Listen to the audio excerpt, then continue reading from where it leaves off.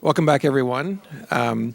We have a brief announcement before we start the next talk. I want to give a shout out to Paul Hummer for the amazing YUI cupcakes that you've partaken of. I want to thank him very much for making this happen tonight. So if you haven't had one yet, I encourage you after this talk to go out and grab a YUI branded cupcake.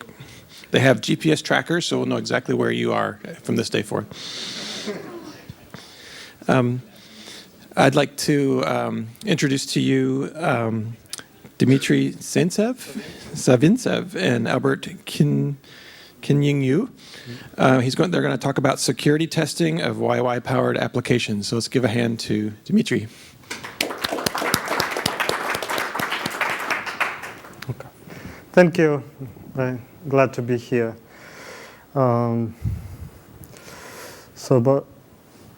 About ourselves, so I'm Dmitry Savintsev. I've been at Yahoo since a few weeks after Y2K. So when I came, there were posters, made the world safe to Yahoo Y2K. So the world, that was a big deal.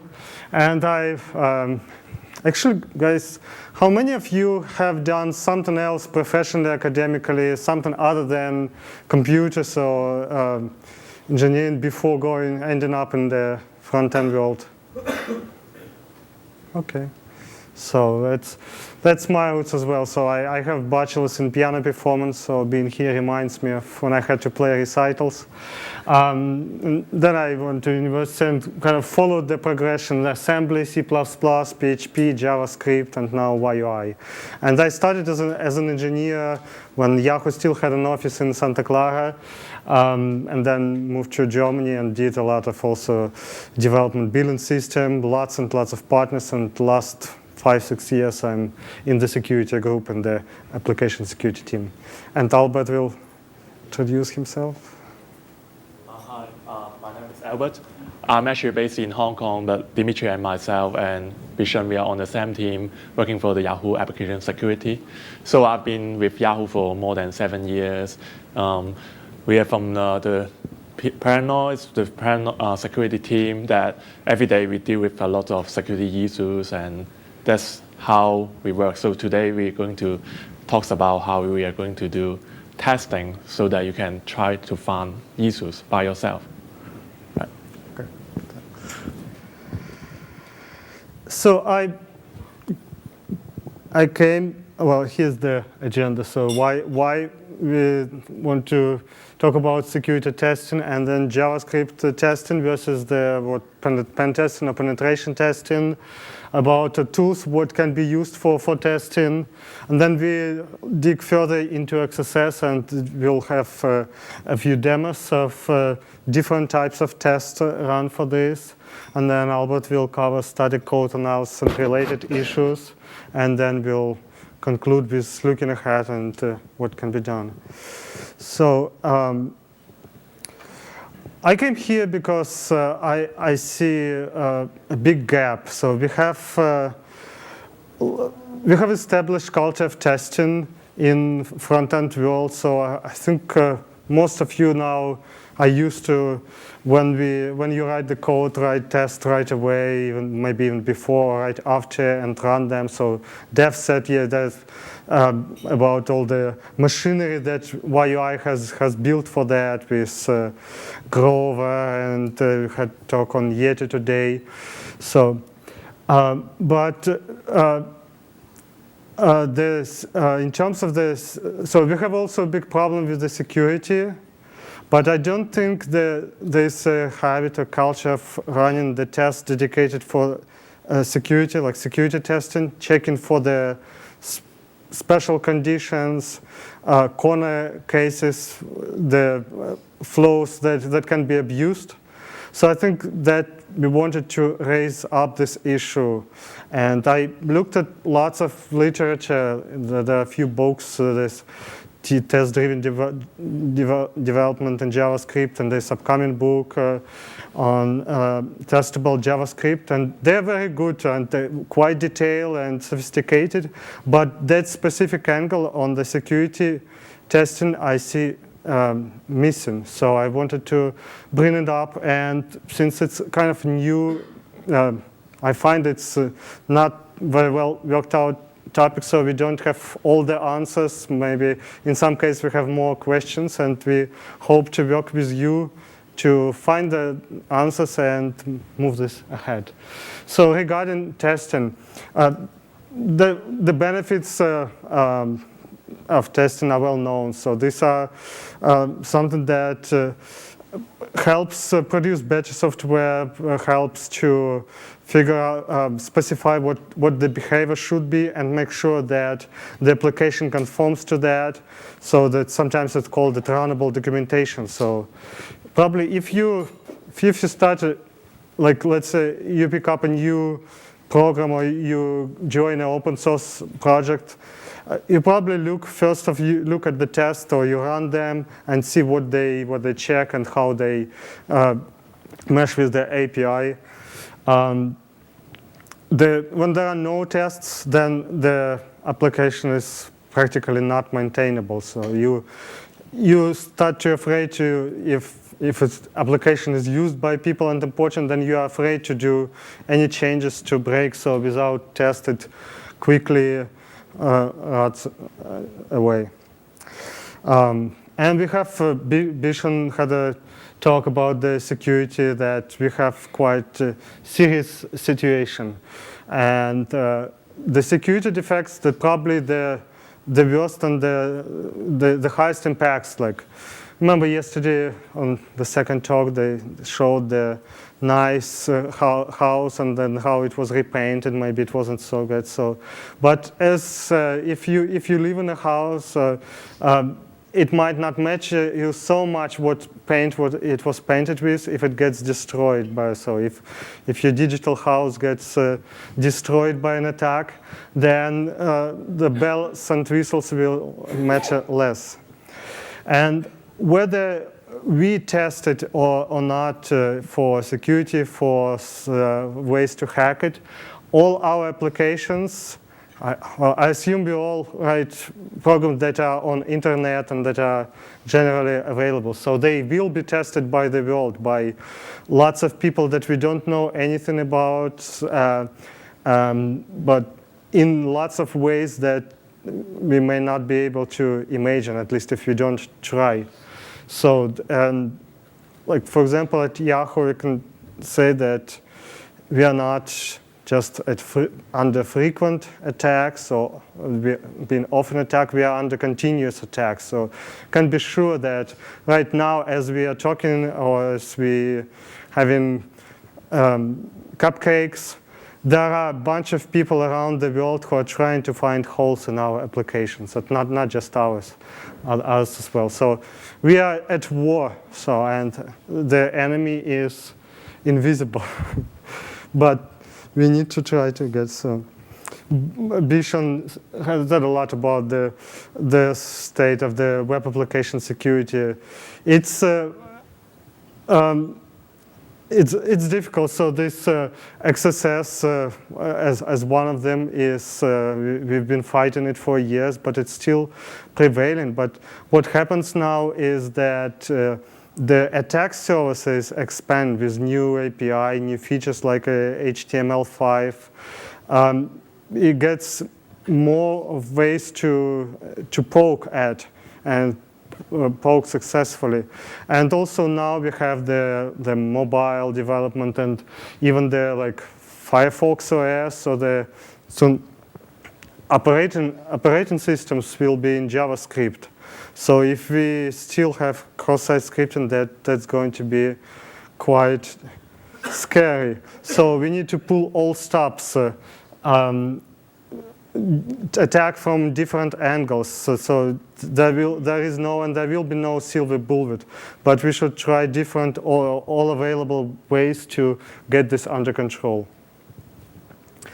So this the testing this, as I said, and you know it better than me, it's quite developed this unit functional integration testing.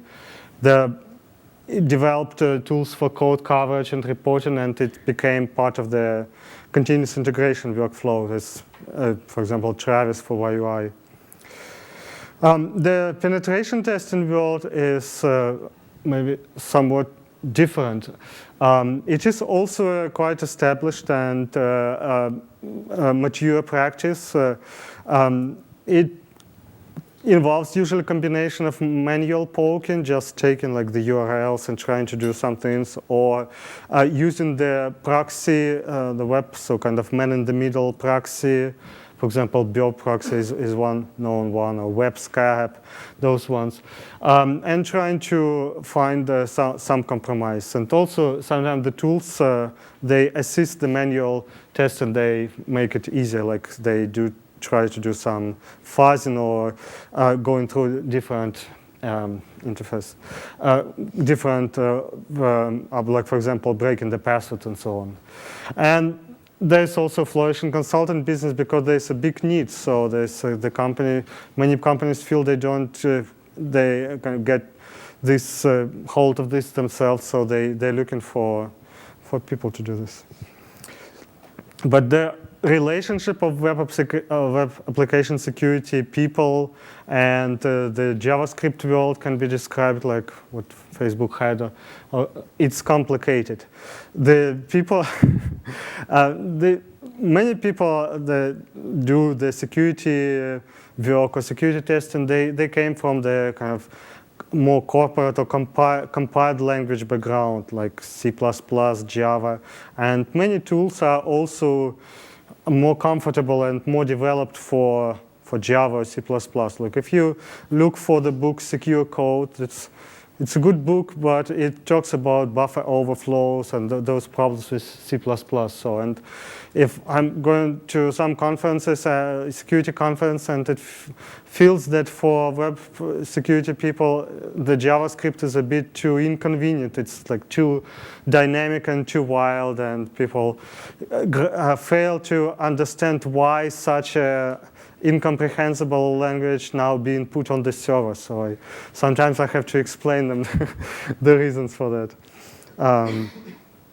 There's a famous article, Software Eats the World, Graham, and since more and more software is now written in JavaScript, we can say that JavaScript is the world. And just in Yahoo, we had the cocktails as a big investment and big impetus. So it's driven by this alternative screens and mobiles where JavaScript became like a common language that can tie this together. So as I said, this leads to attack surface expanding, and also on the other hand, we have a big shortage of talent and people who can understand all this and who have like attention to detail and can handle this. So we also need people. So if the sounds we are hiring, so please talk to me.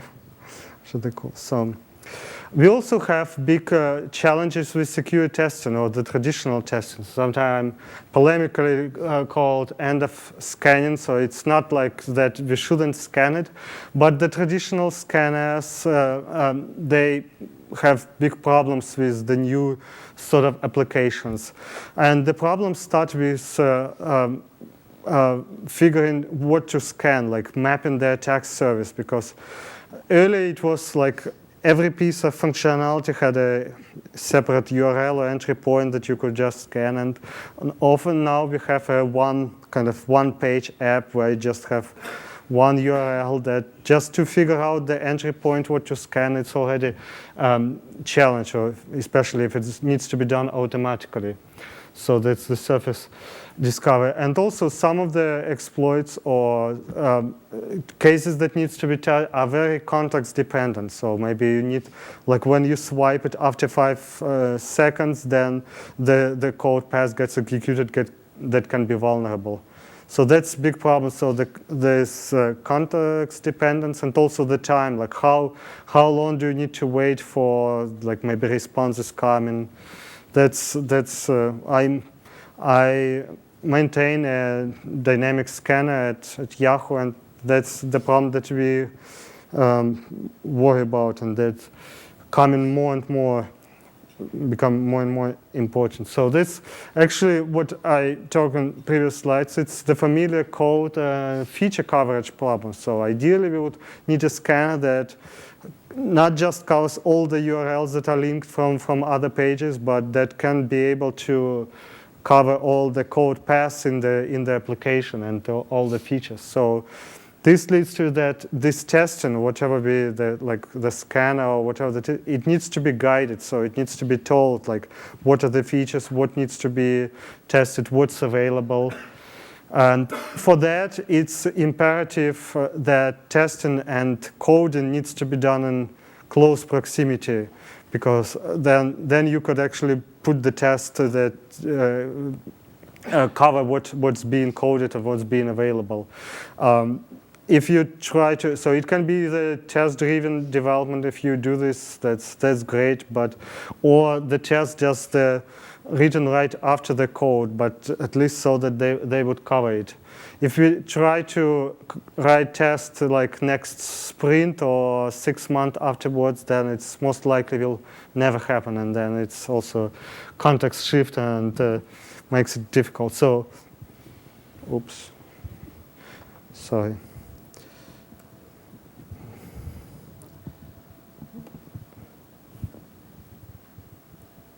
So yeah, that's more power to the developers. Some tools that are available for security testing. The tools actually, I've been watching them for the last few years, and they've matured a lot in the just last couple of years. So I think about 3-4 years, it was still the old Selenium that was just injecting JavaScript in the pages and trying to do everything from there. So the WebDriver, the project has grown up a lot and used by many people. So that's great software. I talked about the roots, so the security tool. So it's written in Java. So it's still, I find that like you get most control and the easiest one from the Java, but there are other bindings. Unfortunately, we'll see, I'll have a demo. The JavaScript bindings are still new and not fully documented. So if you go to seleniumhq.com and find the documentation on the WebDriver, for the WebDriver, they've done documentation nicely. They have buttons for different language buttons. So they have Java, Ruby, Python, C#, and now I think recently JavaScript. But some of the important cases are still not documented for JavaScript. So hopefully that will change. The Phantom.js also has grown a lot in the last year. And Ghost Driver is a binding for the Phantom.js and for the WebDriver API. And maybe the best tool that, like especially for the unit test, is our own YUI test.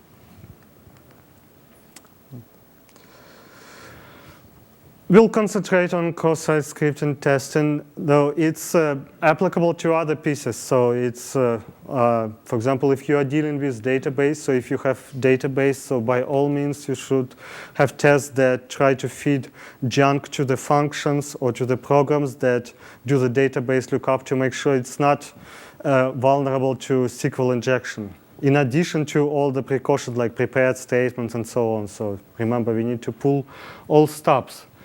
So, but we'll concentrate on cross-site scripting testing.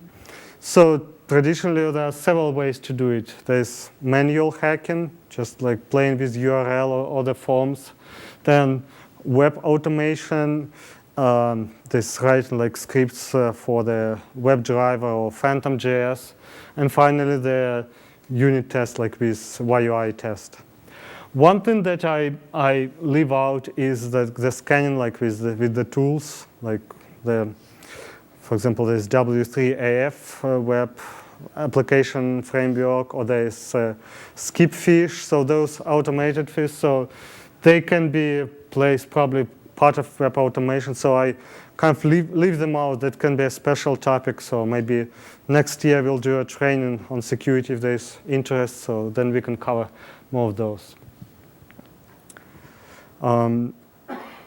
Even though we kind of advocate and hope that after after this talk, you'll get all fired up to run and code a few tests for the security features, like unit test.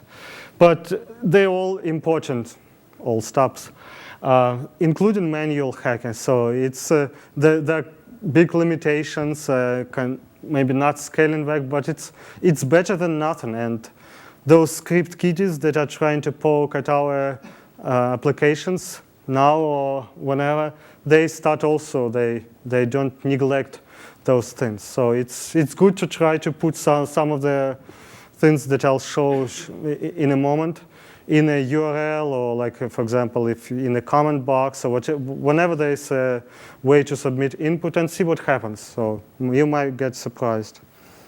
So there's some of the popular cross-site script injections. So what you can try to take and test and put like CGI parameters, or in URL or in comments. So this one, XSS, is just a tag that doesn't exist.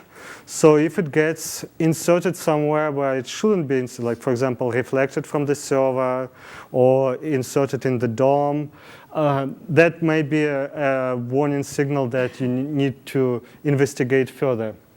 The script one, it's a very classical one. So fully classical would be alert 1. I like to put alert 1 to 3 because when I look at the source, it might be easier to check or find visually. Close sibling, and the one that we really like for the DOM XSS testing is image, because this one sometimes doesn't work. Or this works better, and it allows to put JavaScript just as well. So we put image, source that doesn't exist, and then on arrow handler put some JavaScript. This one on mouse always interesting. Like if you compare with the previous one, it doesn't use any tags. But if it's put like in the, for example, input element or inside of the element, it can still trigger JavaScript execution when you do an event, like for example, when the user hovers the mouse over the one. So it's sometimes, for example, if the application does the validation by filtering all the tag characters, but it still can be vulnerable with this one. JavaScript alert 1 to 3 is useful to test if there's an injection in the URLs.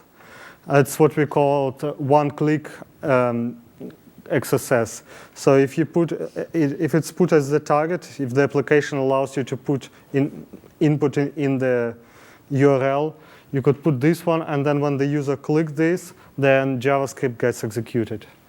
And finally, just the bare alert if there's an injection in the script block that is not quoted, which is a big thing.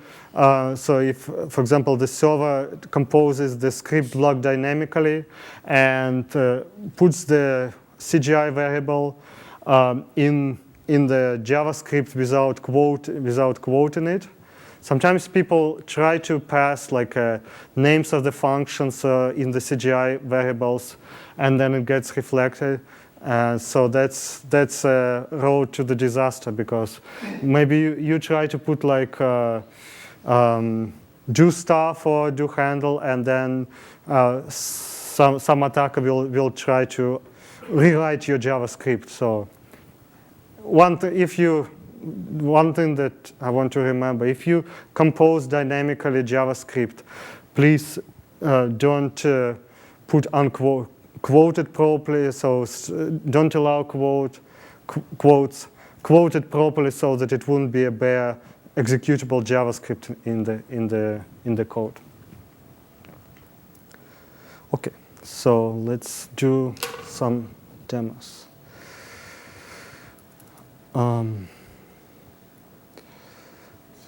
For the demo, we'll have what I said, evergreen to-do app.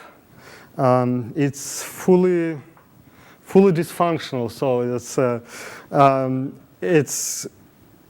has a minimalist beauty, so it allows you, it keeps you focused, so it allows you to have only one task on your to-do list, and it also optimized for kind of lifelong tasks, because you cannot delete, well, you cannot easily delete it.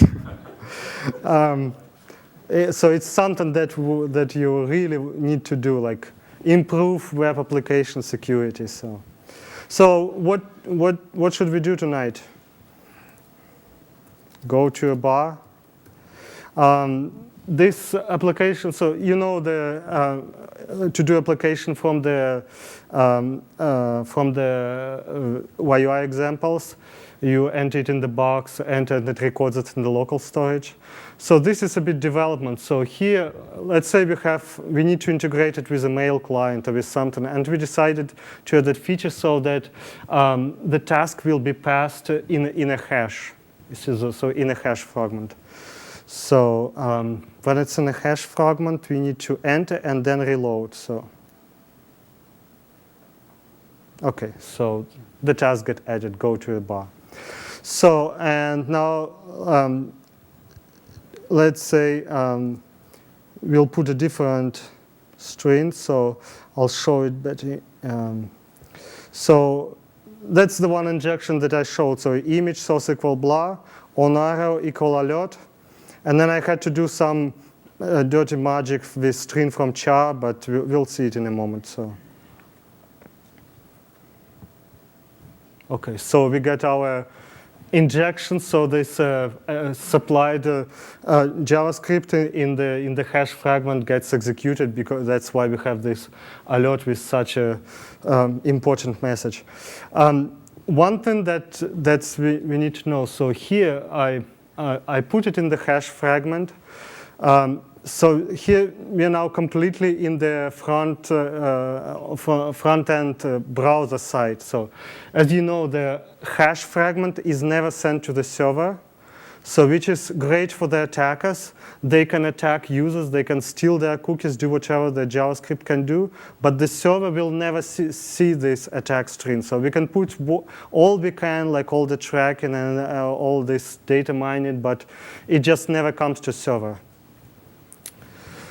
So this is actually the manual testing. We put this injection and we get it pop up.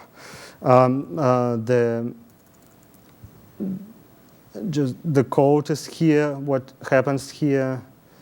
I actually have it in slides. So this we use set HTML, and we give it some HTML after a box, and then we concatenate it with the hash fragment. So this is a toy example, but that happens a lot in real life. So people try to put div or something and then combine it with the user input, and that's what happens. So of course there are many ways to do it fixed, but the easiest one would be to put here y escape HTML. Yeah. Question: how is it executing if you're just writing it to the DOM? Is JavaScript written straight to the DOM? Won't execute? So what happens here with set HTML, it's more or less wrapper to document.write. And when, okay, the question was how it gets executed, even though it's written to DOM. So when set HTML is more or less glorified wrapper around document.write, and when you do document.write and put some markup like HTML tags, what the browser does, it repasses this markup, and that's why it gets executed. So it's also like that's why I had to use this image injection and not the script. Script, it kind of messes rewriting and that it doesn't get executed. But for example, if you put bold tag, then it will put a bold text. If you put a iframe, that it will insert nice defacing iframe in your application. And since we put image with the on arrow handler, that it gets executed. So that was the manual hacking and manual testing, and that should be checked. So I'll show now a few runs with the WebDriver, with the automation. Just a second. I hope you guys are not scared with Java and all this, so I will just we'll run Maven. So Buildy was used to be based on Ant, I believe. So here we're running the test, and it will now, the WebDriver will instantiate or create a browser, open our to-do app.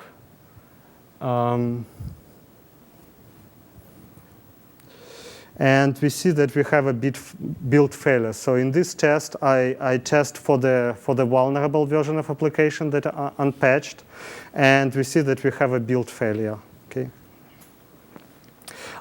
Here I don't have an alert, so I could, but I put here just catch an alert is a bit more. So I just set a variable on the document am I hacked to a value, and then I check for that variable from the application.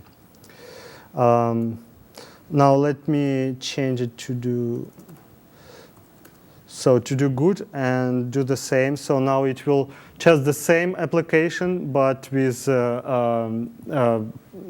patched, so with properly escaped data.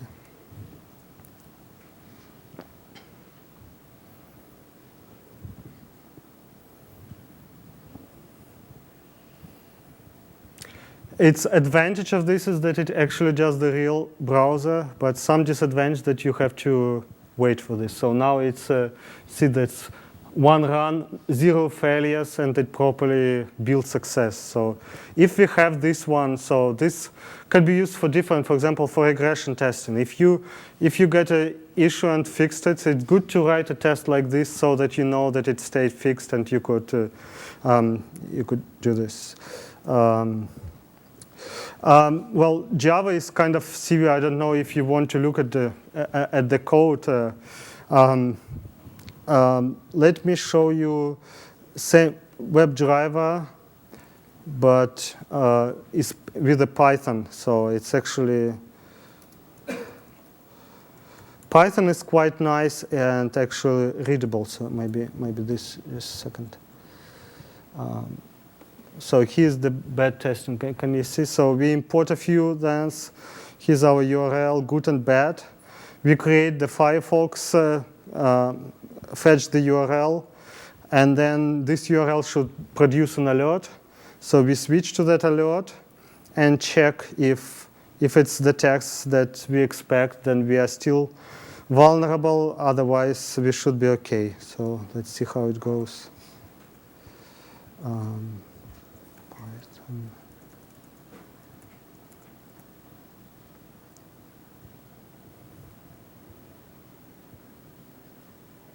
Okay, have you catch this? There was an alert. So, and you see the message says, ouch, we are still hacked. So now let's say we fix the application and now we want to make sure that it works properly. And now you could see the same injection, but now it all gets placed in the to-do and the test says, okay. So if you need to write a quick test, so the Python could be a good, I would recommend this. So it's quite comprehensible, it's documented, it's not a lot of code, don't need to compile. There's also WebDriver.js binding. So here's, I got it to the point where I could put an alert, but just catching this alert was not documented feature, so I left it as exercise to you. But let me run this. You could run it just with Node and.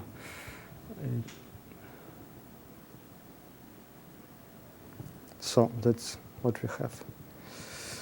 Okay, so I need to wrap up. So I wanted to, before this, I wanted to show this a different one. So regarding the unit tests, and I will use somewhat a different application which has the same idea and has vulnerability. So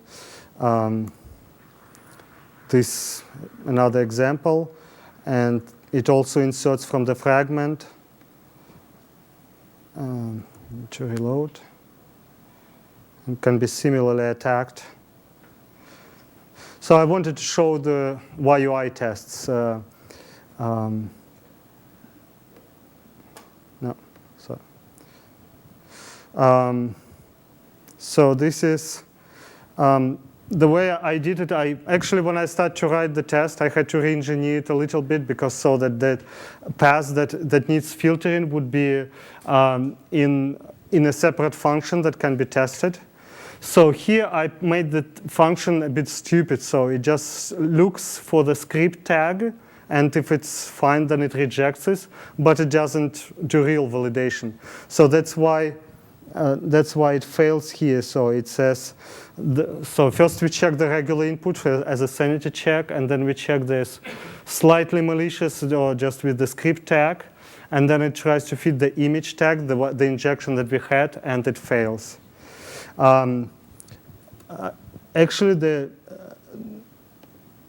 YUI test will look very familiar to you. So we have just create a test case and then add those cases with the function test. And finally, when we test it against the fixed application, then it all passes. So in summary, so be very careful with URL inputs like the location hash, location search, path name, everything. So that's where the danger lives. Avoid passing JavaScript and CGI parameters, as we said, and echoing it without quotes. And please write some security tests. And now Albert will continue with.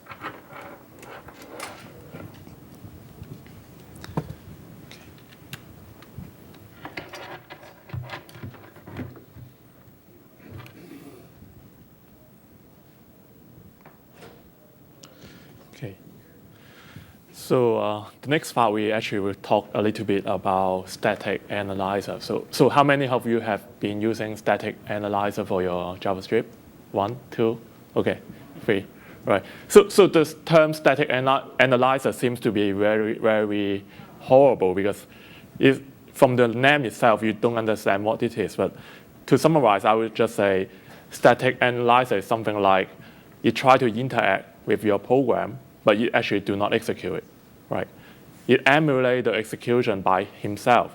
Say that he understands how program works, how the syntax works with the programming language, and then you try to do some kinds of analysis. That's all what static analyzer does. So the term itself seems to be very difficult, but I'm sure everyone heard about JSLint. And JSLint is actually one of the most common analyzer available in the JavaScript world.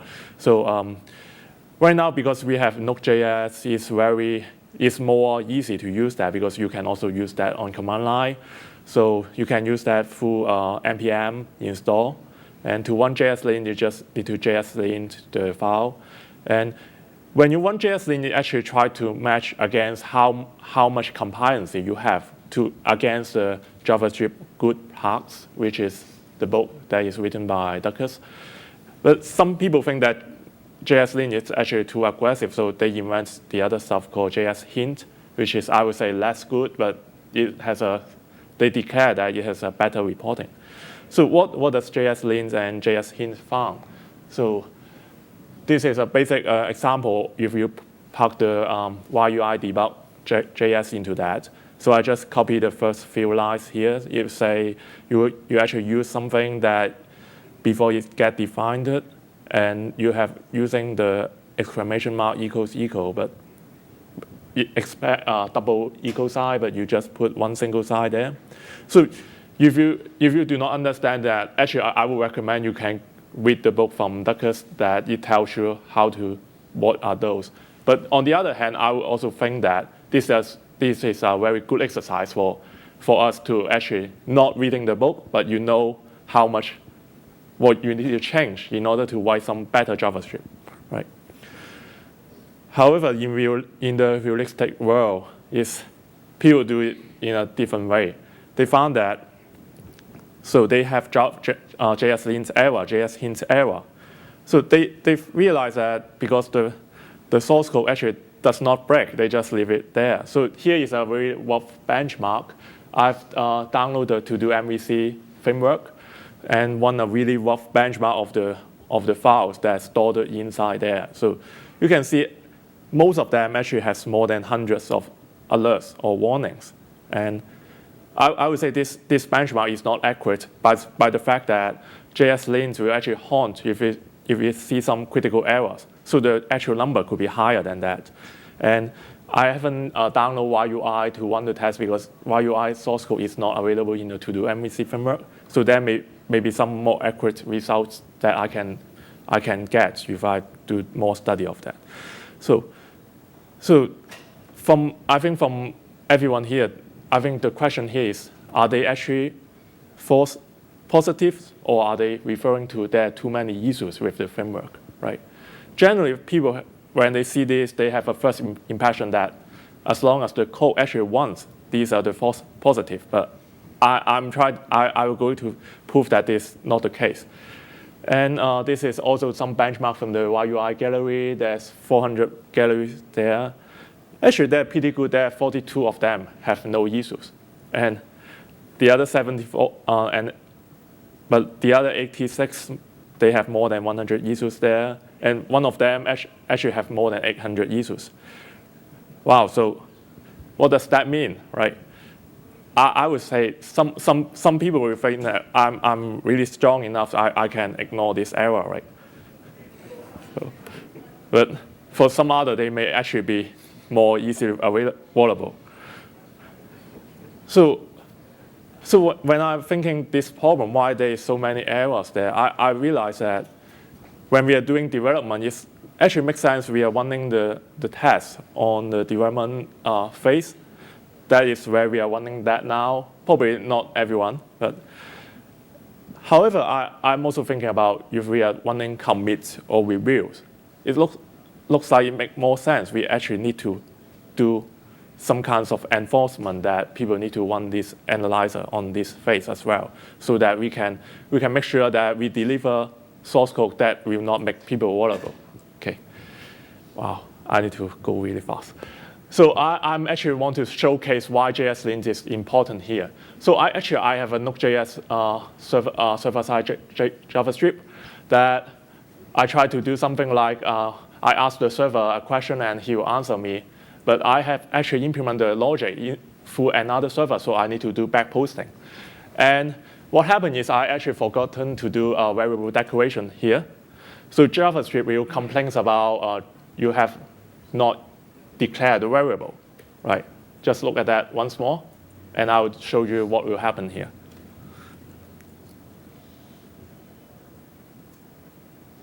Okay. So basically, I have a server that I run the code that we just showed. And then I try to ask him some question that he don't understand. And then I ask a question he know about, that is who you are. And he said, I'm Bob, right? Okay, then I will try to go and ask you the question again. Wow, you just figure out that the server itself suddenly learned this question, but actually it's not the case. It's a kind of a section fixation problem that if you look at the source code again,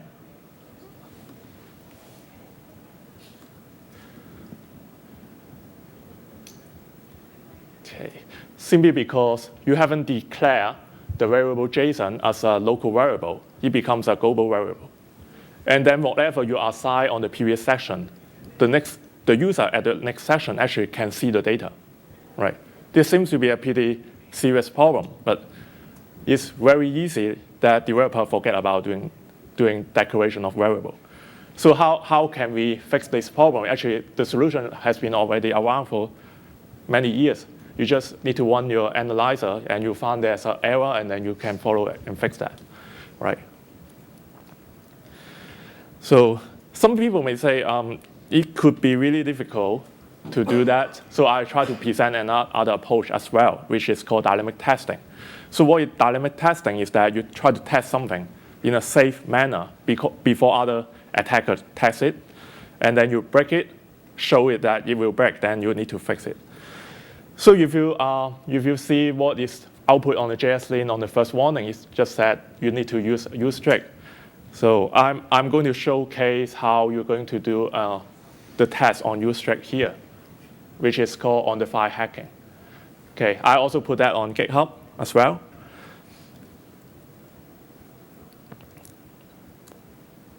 So what I've been done is I actually implement a proxy that is actually based on Connect middleware that will echo UStreak whenever you see JavaScript. Okay, so I need to start the server, and then I can go to some other website like Yahoo.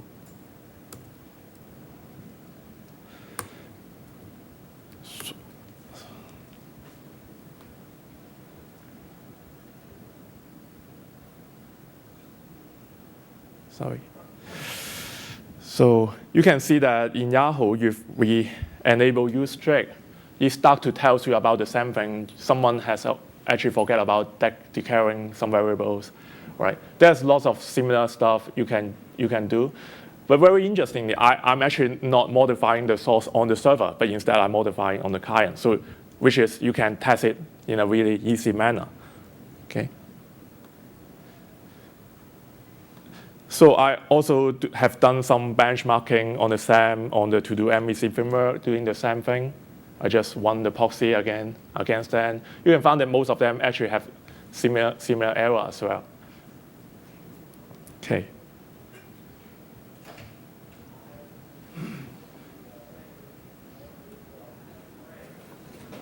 Okay. So to use Strake, you just need to put that on the global bar. But I just want to, because we are running out of time, I just want to quickly, briefly talk about what you would expect to see when you have strict mode. So the first thing is that when you use strict mode, it prevents the function to access global variables. What does that mean is, if you inside a function, if you're using this context, some of them will actually refer to the object that call the function, but if you are calling the object from a global context, this variable will actually have the global context as well. So when you enable use strict mode, then this will not happen because it will just give you an undefined when you have this context there, which is very important because there are many frameworks that has been using this logic as well. They assume you call that from an object, but actually they call it from the global. And then you start to do global pollution, you actually corrupt the window document. Right? And the other thing actually I just talk about is people forget about declaring the variable. And also some other people also declare function inside function. But if you realize that this kind of syntax is actually talking about declaring some global stuff, but as long as you put a logic branch here, it actually confuses the JavaScript program. And lastly, that there is a lot of people also doing something like duplicate properties inside the object literals. So that means right now, no one actually knows what you will get when you dump this variable. Okay. So this is the findings I have. So for those with a 1, that means if you enable strict mode, you will find some issue on there. Okay. So the takeaway from here is that we expect you guys should run lint and should do a mandate test right in your environment cycle. If it's possible, please use strict. If you cannot, at least you need to test against that. So if you test it, you break something, you can fix it. Okay. So I would give, yeah. Just a few closing remarks. The security testing benefits, so this will be better code and more predictable and also better information. And just the intent of if you try to think about how to make code testing and try to do some tests, it will make your product better. So this is basic safety. It's just like the seat belts. We need better seat belts, better cars, so better tools and better libraries. But we also need kind of our own cultural shift. So remember what was like on the top of the stage, go pro with YUI, so go real pro. And writing security tests is part of our So we don't want to end up like on those sites that reporting XSS and so on. So learn about web security, think about ways to misuse your app and how it can be done in unintended way. Buckle up your kids, buckle up like everyone who you take on the ride across the web, and please write some security tests. Thanks for your time and attention.